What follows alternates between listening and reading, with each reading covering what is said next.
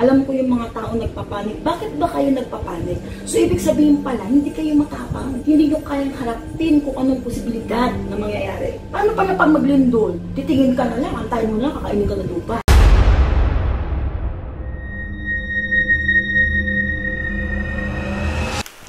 Hello po mga ka-PTV, sa video na ito ay tatalakayin natin ang 6 na dilubyo na hahambalo sa isang probinsya sa Pilipinas. Pero kung ikaw ay hindi pa nakasubscribe sa aking channel, baka naman.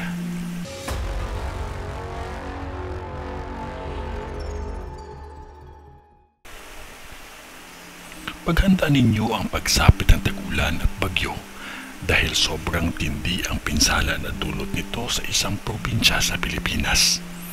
Nakikita ko din ang pinsala ng lindol na mangyayari pa lamang. Kahit sabihin man ninyo na ito ay normal lamang sa taon-taon, hindi lahat ng taon ay pareho ang imahe at pagsik ng kalikasan.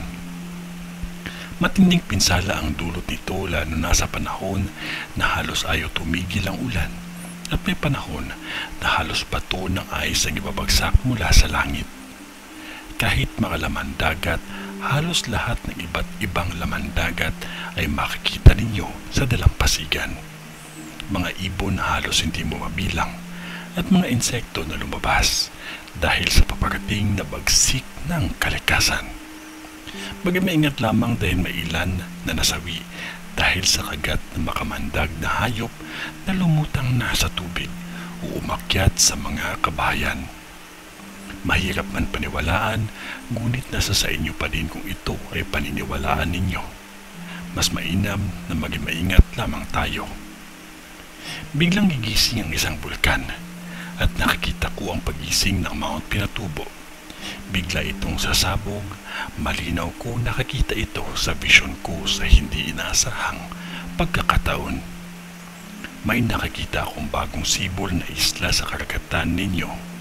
Isang bagong sibol na isla na kung saan ito ay magiging pasyalan dahil ang buhangin nito ay malinaw. Isang isla na masasabi mo sa sarili mo na iba gumalaw talaga ang Diyos. Ngunit lahat ng ito ay daan natin sa totoong dasal na gabayan tayo palagi.